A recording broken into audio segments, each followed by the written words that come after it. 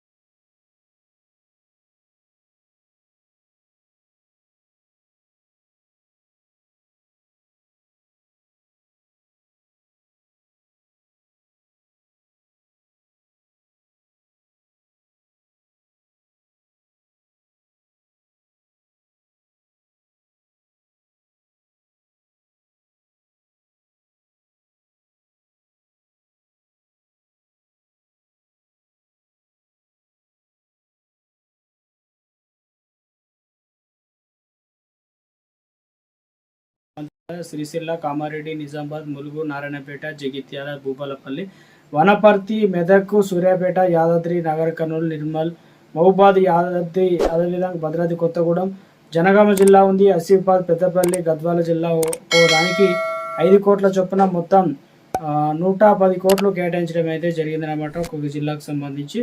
వీటన్నిటినీ కూడా సెల్ఫ్ పర్యవేక్షణలో పంచాయతీ రాజ్ ఇంజనీరింగ్ విభాగం నిర్మాణ సంస్థ పనులు అనేది స్టార్ట్ చేశాయన్నమాట. సో వచ్చే నెల 2కు ఒకేసారి 22 జిల్లాల్లో ప్రారంభించేందుకు వాటిని పూర్తి చేయడానికి అన్ని సిద్ధం చేసినట్లు మంత్రి సీతక్క అప్డేట్ అయితే ఇవ్వడం జరిగిందనమాట. కీలక ఆదేశాలు జారీ చేశారు.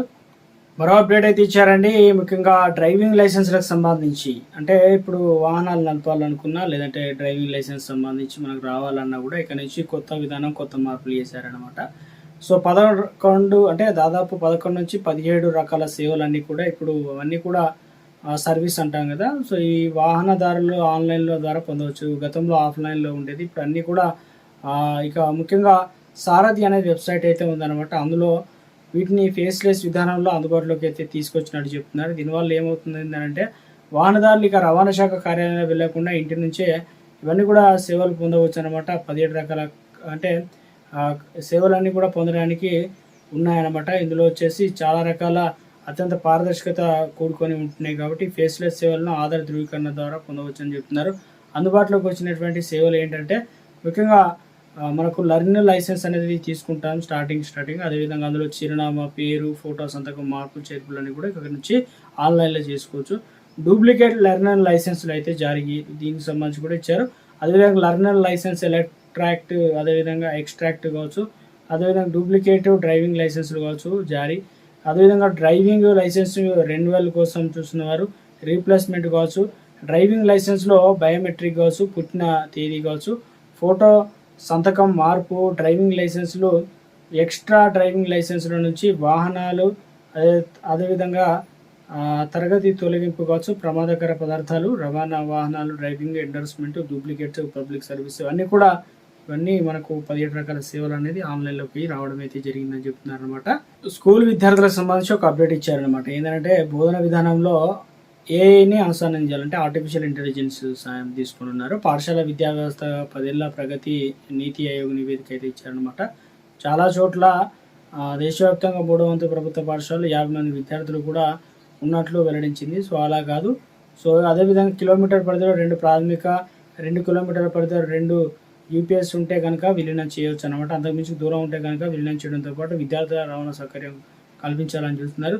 ఇక అదేవిధంగా ఏకోపాధ్యాయ 20 లోపు విద్యార్థులు బడులను తగ్గించడం, ఇవన్నీ కూడా అంటే ఇప్పుడు అంటే విద్య అనేది 12వ తరగతిలో ఎలాగైతే కలిసిపోయిందో ఇక్కడ నుంచి బళ్ళకు కూడా అందులో మిళితమయ్యే విధంగా ఒక అప్డేట్ అనేది ఇచ్చే ప్రయత్నం అయితే చేయడం అయితే జరిగిందనమాట. మొత్తానికి మరో అప్డేట్ అయితే ఇచ్చారు. రోజువారీ పాఠశాలలో ఎవరైతే టీచర్స్ ఉంటారో వారందరూ కూడా ఆర్టిఫిషియల్ ఇంటెలిజెన్స్ సహాయాన్ని తీసుకొని ఇక నుంచి వారికి శిక్షణ అయితే ఇవ్వడానికి కేంద్ర ప్రభుత్వం సిద్ధమైందనమాట. ఈ కార్యక్రమానికి సంబంధించి 2027 నాటికి 10 లక్షల మందికి ఉపాధ్యాయులకు ఆర్టిఫిషియల్ ఇంటెలిజెన్స్ పైన శిక్షణ ఇవ్వడమే లక్ష్యంగా పెట్టుకున్నారు. ఉపాధ్యాయులకు ఏఐ అక్షరాస్యత కార్యక్రమాన్ని అంటే ఐఐటీలో మద్రాసు ఇంక్యుబేషన్ బోధన ఇవన్నీ కూడా ఉండబోతుందని చెప్తున్నారనమాట. సో అప్డేట్ అనేది మనకి ఇచ్చే ప్రయత్నం చేశారండి.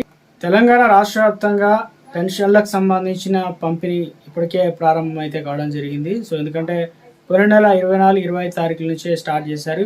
ఈ నెల 5 తారీఖు కొంతమందికి, ఈ నెల 10 తారీఖులో పెన్షన్లు తీసుకోవచ్చు అంటున్నారు. చాలా చోట్ల అయితే ఇవ్వడం అయితే జరిగింది.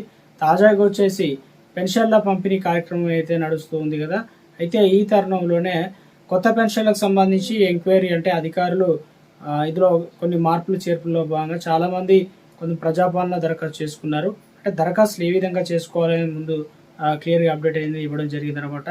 తెలంగాణలో ముఖ్యంగా ఆసరా పెన్షన్లకు సంబంధించి, చైతన్య పెన్షన్ల గురించి ఇక 2026-27 ఆర్థిక సంవత్సరానికి సంబంధించి సుమారుగా 2 లక్షల కొత్త పెన్షన్లు మంజూరు చేయాలని ప్రభుత్వం దృఢ నిశ్చయంతో నిర్ణయం తీసుకోవడం జరిగింది.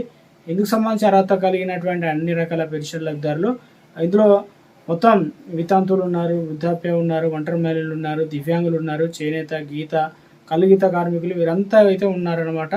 వృద్ధాప్య పెన్షన్కు వయసు అనేది 57 సంవత్సరాలు ఉంటే ఇప్పటివరకు పెన్షన్ ఒక్కసారి కూడా పొందకపోతే వారు పెన్షన్ అనేది పొందడానికి అవకాశం అయితే ఉంది. దరఖాస్తులకు కావాల్సినటువంటి ఎక్కడ అప్లికేషన్ చేయాలని చాలామంది అడుగుతున్నారు కాబట్టి ఇప్పటికే చాలామంది దరఖాస్తు చేసుకున్నారు. గ్రామాల్లో అయితే మీ పంచాయతీలో దరఖాస్తు చేసుకోవచ్చు, లేదంటే అదేవిధంగా ప్రజాపాలనలో ఇదివరకు దరఖాస్తు చేసిన వారు కూడా ఎంపీడీఓ కార్యాలయం ఉంటుంది, అక్కడ వెళ్ళి దరఖాస్తు చేసుకోవచ్చు. ఫామ్ అయితే ఇవ్వాలి, అందులో ఫోన్ నెంబర్ అయితే మస్ట్ అండ్ షుడ్ అనమాట. అంటే పెన్షన్లకు సంబంధించి డాక్యుమెంట్లు అయితే అవసరం పడతాయి అనమాట. దానిపైన ఫోన్ నెంబరు, ఫామ్ అయితే నింపాలి, ఆధార్ కార్డు, మన యొక్క ration card, bank account pass పుస్తకం ఉంటుంది, దాంతోపాటు ఆదాయ క్యాష్ ఇన్కమ్ సర్టిఫికేట్లు, దాంతో వివిధ కేటగిరీలకు సంబంధించి వితంతువులు అయితే వారి యొక్క డెత్ సర్టిఫికేట్లు, అదేవిధంగా డిసేబుల్డ్ అంటే దివ్యాంగులకు సంబంధించి యూడిఐడి సదరం సర్టిఫికేట్లు అయితే జత చేయాల్సి అయితే ఉంటుంది. పాస్పోర్ట్ సైజ్ ఫోటోలు అయితే ఇవ్వాలన్నమాట. సో ఇప్పటికే తెలంగాణ రాష్ట్ర వ్యాప్తంగా చాలామంది దరఖాస్తులు అయితే చేసుకున్నారు. ఆన్లైన్లో అయితే ఎక్కించడం అయితే జరిగిందని చెప్తున్నారు. ఇంకా ఎవరైనా ఉన్నా కూడా తప్పనిసరిగా వెరిఫికేషన్ అయితే వస్తుందన్నమాట ఎంపీడీఓ కార్యాలయం నుంచి, అదేవిధంగా మున్సిపల్ కార్యాలయం నుంచి అధికారులు నేరుగా ఫోన్ చేస్తున్నారు. తెలంగాణ రాష్ట్ర వ్యాప్తంగా మీరు పెన్షన్లకు సంబంధించి కొంతమంది ఫోన్ నెంబర్లు ఇవ్వకపోతే ఇంటికి వచ్చి మరి ఫోన్ నెంబర్లు అయితే ఎంక్వైరీకి సంబంధించి తీసుకుంటున్నారు అనమాట. ఇందులో వచ్చేసి వితంతు పెన్షన్లకు సంబంధించి అత్యంత ప్రాముఖ్యత సంతరించుకుంది. అందరికీ అవకాశం అయితే కల్పించాలని, ఎంతమంది కొడుకులు ఉన్నారు, ఎంతమంది కూతురు ఉన్నారు, ఎలాంటి భూమి ఉంది, ఇవన్నీ కూడా చూస్తున్నారనమాట. దాని ఆధారంగా వారికి 2 లక్షల పెన్షన్లో ఒక పెన్షన్ అనేది తప్పనిసరి ఇవ్వాలి. కాబట్టి దివ్యాంగులకు సంబంధించి ఏదైతే వైకల్య శాతం అనేది ఎక్కువగా ఉన్నట్లయితే వారికి పెన్షన్ అనేది ఇవ్వడం అయితే జరుగుతుందన్నమాట. సో అదేవిధంగా చాలామంది ఎదురు చూస్తున్నట్లుగానే పెన్షన్ల పంపిణీ ప్రక్రియ అనేది స్టార్ట్ అవుతుందని చెప్తున్నారు జూన్ 2 తారీఖున. సో అందుకని చెప్పేసి ఈ నెల మొత్తం కూడా ఎంక్వైరీలు అనేది స్టార్ట్ అయిందనమాట. ఇక వృద్ధాప్య పెన్షన్లకు సంబంధించి 57 సంవత్సరాలు అనేది తప్పనిసరిగా నిండి ఉండాలి. ఇందులో ప్రధానంగా వయసు నిర్ధారణకు ఆధార్ కార్డు, ఓటర్ ఐడి కార్డును ప్రామాణికంగా తీసుకోవడం జరుగుతుందన్నమాట. సో డాక్యుమెంట్లన్నీ కూడా.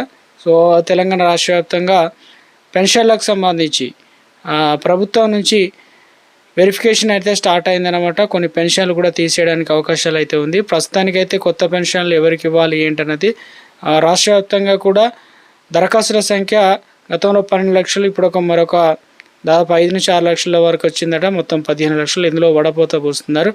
ఎవరైతే అర్హత ఉన్నారో వారికి ఇవ్వడానికి.